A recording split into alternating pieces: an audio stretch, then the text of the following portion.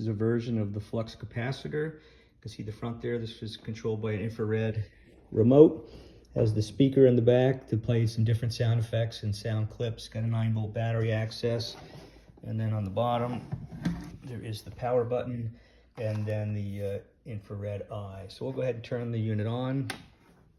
You turn the time circuits on. You can see the Flux there. You can control the speed of it with the buttons, turn the volume up and down, and then there's different sound effects. My calculations are correct. When this baby hits 88 miles per hour, you're gonna see some serious shit. Here's another one. We're sending you back to the future! Oh my God. They found me. I don't know how, but they found me. Run for it, Marty! Who? Who do you think? The Libyans! Look at my neck! Holy shit!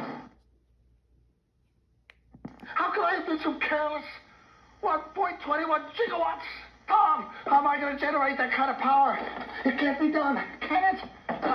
But all we need is a little plutonium. Oh, I'm sure that in 1985, plutonium is available in every corner drugstore, but in 1955, it's a little hard to come by.